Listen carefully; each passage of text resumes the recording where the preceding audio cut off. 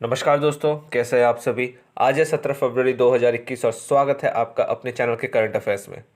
जीने का बस यही अंदाज रखो, जो तुम्हें ना समझे उसे नज़रअंदाज करो। ऐसे बहुत लोग मिलेंगे जो हमारे बारे में हमेशा नेगेटिव बातें करेंगे, हमारे खिलाफ बोलेंगे। तो क्या हम उन सबको जवाब देते जाना है? नहीं दोस्तों, जवाब देके अपना टाइम और अपने कीमती समय बर्बाद नहीं करना है। हमें क्या करना है? हमेशा याद रखिएगा, best revenge is massive success. जीत सबको जवाब अपने आप दे देगी। बढ़ते हैं आज के पहले सवाल की तरफ। भारतीय नौसेना किस नाम से अपनी तीसरी स्कॉर्पियन पनडुब्बी का संचालन करेगी? थर्ड स्कॉर्पियन सबमरीन किस नाम से होगा भारतीय वायुसेना का, और ये किस प्रोजेक्ट के अंदर किया जा रहा है? Project P75। P75 प्रोजेक्ट का नाम है, याद रखिएगा। ये स्कॉर्पियन क्लास सबमरीन के लिए है दोस्तों। इसका ऑप्शंस है INS Kaveri, INS Vijaya, INS khukri या फिर INS करंज।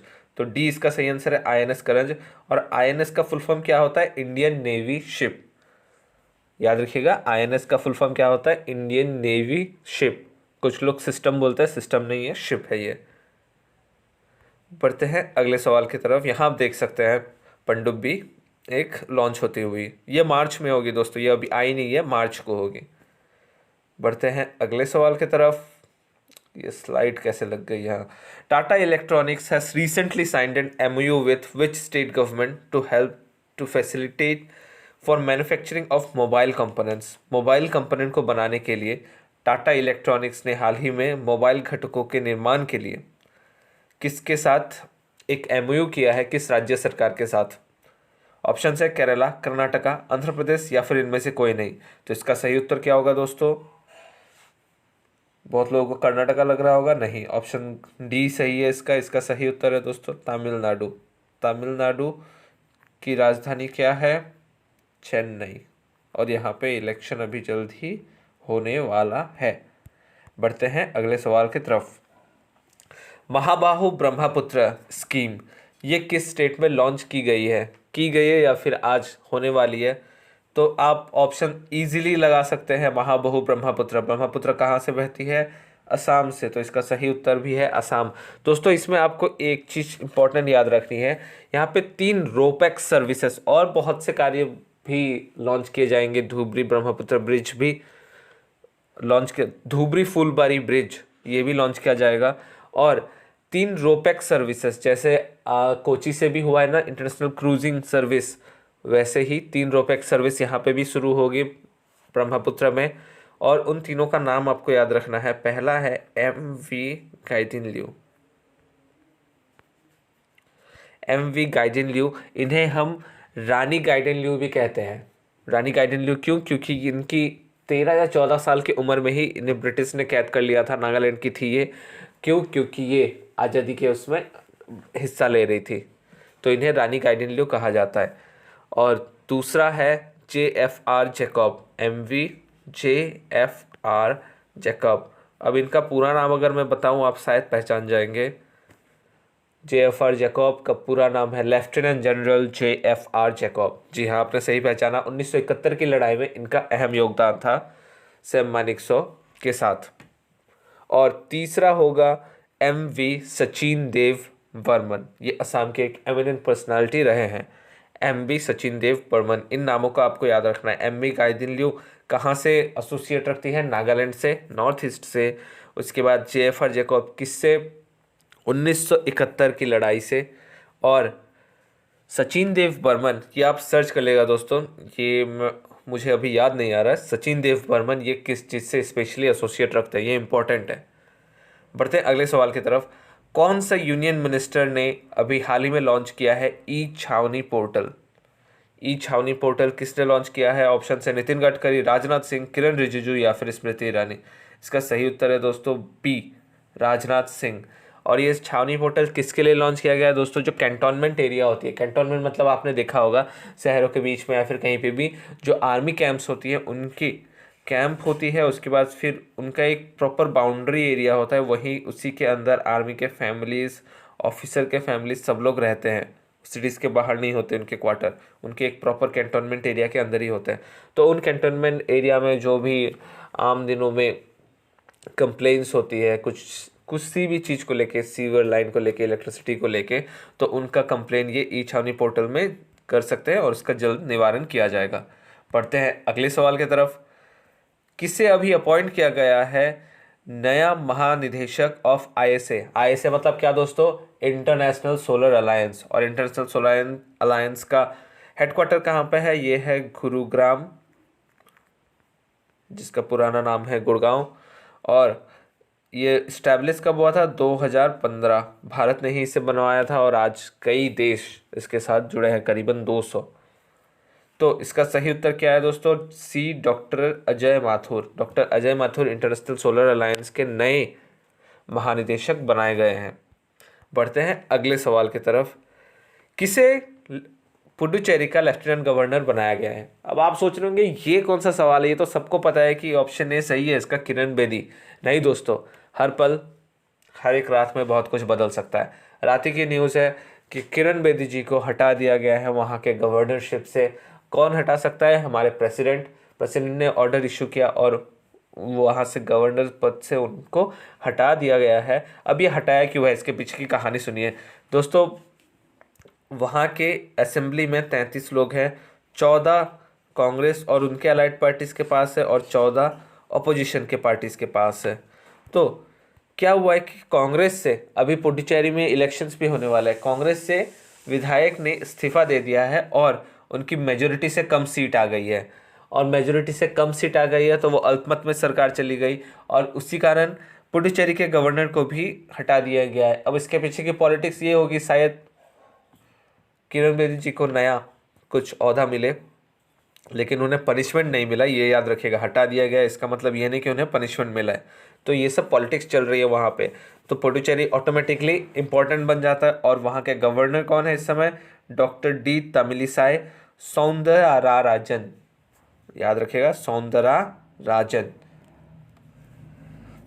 और ये कहाँ की है इस समय? इनको एडिशनल चार्ज मिला है पुडुचेरी का, ये है तेलंगाना की भी। तेलंगाना की गवर्नर हैं डॉक्टर तमिलिसाई सौंदरराजन और इन्हें एडिशनल चार्ज मिला है पुडुचेरी का। बढ़ते हैं अगले सवाल की तरफ। एम रामा जॉयस ये किसके फॉर्मर गवर्नर थे? इनकी मृत्यु हो गई है दोस्तों, इसलिए ये न्यूज़ में आए हैं। एम रामा जॉयस ये बहुत ही सज्जन आदमी थे। एम रामा जॉयस कहाँ के गवर्नर थे? ये थे बिहार के। बिहार की राजधानी है पटना। और वहाँ के मुख्यमंत्री कौन है? श्री नीतीश कुमार। और पटना में dolphin research institute of India भी है। Gangetic dolphin research institute of India कहाँ पे है? पटना में। बढ़ते हैं अगले सवाल की तरफ। यहाँ आप देख सकते हैं एम रामा जॉयस को। बढ़ते हैं अगले सवाल की तरफ दोस्तों। और एक बात इन्फॉर्म कर दूँ, मैं कल एब्सेंट रहूँगा। कल इन द सेंस अगर शाम को समय मिलता है तो मैं शाम को ज़रूर डाल दूँगा। शाम को मतलब रात को 8 या 9 बजे। लेकिन अर्ली मॉर्निंग कल मैं ट्रैवल कर रहा हूँगा तो पॉसिबल नहीं होगा रिकॉर्ड करना। और अगर कल नहीं हो पाता है तो परसों आपको मिल ही जाएगा। वो आपको पता ही है, जो रेगुलर कर रहे हैं हम कंबाइन करके कर ही देते हैं अगर बाई चांस कभी मिस होता है। Which ministry has launch the project पेयजल सर्वेक्षण? पेयजल सर्वेक्षण ये किस मंत्रालय द्वारा लॉन्च किया गया है दोस्तों? ये पायलट प्रोजेक्ट है, याद रखिएगा। ये अभी प्रॉपर रूप से लागू नहीं है, पायलट प्रोजेक्ट है। पायलट मतलब सिर्फ ट्रायल बेसिस पे इसे रखा गया है। ऑप्शन है MHA, ministry of home affairs, या फिर HRD, ministry of social justice, या फिर ministry of housing and urban affair. तो मिनिस्ट्री ऑफ ये शहरी विकास के लिए है। ऑप्शन इसका क्या है? डी सही उत्तर है। पेयजल सर्वेक्षण आप नाम से ही पता लगा सकते हैं। पेयजल सर्वेक्षण मतलब क्या होगा? यही ना कि जो पानी की सप्लाई है उसमें कितने गुण हैं और वो कितना साफ और सुरक्षित है शहरों के लिए। और मिनिस्ट्री ऑफ हाउसिंग अफेयर्स की अगर हम बात करें तो इसके चीफ कौन है? हरदीप सिंह पुरी। हरदीप सिंह पुरी है मिनिस्ट्री ऑफ हाउसिंग अफेयर्स के चीफ। बढ़ते हैं अगले सवाल की तरफ। कौन से मिनिस्ट्री ने अभी तीसरा एडिशन लॉन्च किया है भारतीय सांकेतिक भाषाओं का? इंडियन साइन लैंग्वेजेस, जिसे शॉर्ट फॉर्म में हम ISL कहते हैं। इसका तीसरा संस्करण लॉन्च किया गया है और तीसरे संस्करण में टोटल अब मिला के 10,000 शब्द हो चुके हैं। 6,000 पहले से ही थे, तो तीसरा संस्करण में सिर्फ 4,000, सिर्फ नहीं मतलब 4,000 वर्ड्स को लाया गया है।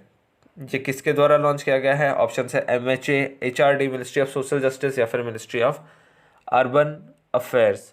दोस्तों इसका सही उत्तर है ministry of social justice and empowerment. इसमें एम्पावरमेंट भी लग जाता है। और इसके कैबिनेट मिनिस्टर कौन है? थावर सिंह गहलोत। थावर सिंह गहलोत है मिनिस्ट्री ऑफ सोशल जस्टिस के चीफ। बढ़ते हैं अगले सवाल की तरफ। श्री रामचंद्र मिशन ये किस राज्य में स्टैब्लिश किया गया था? पहली बार किस राज्य में इसे फाउंड किया गया था? ऑप्शन है वेस्ट बंगाल, उड़ीसा, यूपी या फिर MP। ये न्यूज़ में क्यों था दोस्तों? न्यूज़ में इसलिए था क्योंकि प्रधानमंत्री मोदी ने विश किया है और वो इनागोरेट भी करेंगे इसके 75वें सालगिरह का। ये 1945 में स्थापित किया गया था उत्तर प्रदेश के। ऑप्शन सी सही है। ऑप्शन सी सही है इसका। उत्तर प्रदेश के सहारनपुर डिस्ट्रिक्ट में लॉन्च किया गया था। 75 साल हो गए। और अगर बात करें किसके द्वारा इस्टेब्लिश किया गया था? श्री रामचंद्र, जिन्हें बाबूजी के नाम से जाना जाता है। एग्जाम में आ सकता है, ऑप्शन दे देंगे आपको, पूछेंगे श्री रामचंद्र इन्हें किस नाम से जाना जाता है? इनको बाबूजी के नाम से जाना जाता है। बढ़ते हैं, यहाँ हम देख सकते हैं सत्यपद, रुकिए मैं रफ कर दे रहा हूँ। यहाँ आप देख पा रहे हैं इन मेमोरी ऑफ मर्थ गुरु श्री रामचंद्र महाराज जी, और ये सहारनपुर में है। यहाँ आप देख सकते हैं इनका लोगो। बढ़ते हैं अगले सवाल की तरफ। कौन सी एक नई इंडियन मैपिंग ऐप है जो गूगल मैप्स को हराने का लक्ष्य रखती है? दोस्तों ये बहुत ही इंटरेस्टिंग है। क्यों? क्योंकि ये टोटली इंडियन मेड ऐप है। और यहाँ आप देख सकते हैं ये मैप का एक प्रीव्यू, और इसका सही उत्तर क्या है? पिक्चर में आपको दिख गया है मैप माई इंडिया। और इसने पार्टनरशिप भी किया है इसरो के साथ, इंडियन स्पेस रिसर्च ऑर्गेनाइजेशन। इनके साथ इन्होंने पार्टनरशिप भी की है ताकि ये और बेहतर बना सके और इसरो के सैटेलाइट्स को भी ये यूज़ कर सके। तो गूगल मैप्स के आप अल्टरनेटिव भी अब सर्च कर सकते हैं मैप माई इंडिया में। आप अपने मैप को देख सकते हैं बेहतर तरीके से, और ये पूरे भारत में लागू होता है। धन्यवाद दोस्तों, खुश रहिए, खुशियाँ बांटते रहिए। अपने घरों में क्या रखा है सबके साथ मिलजुल कर रहिए, और वीडियो अच्छा लगे तो लाइक, शेयर एंड सब्सक्राइब जरूर करें। जय हिंद।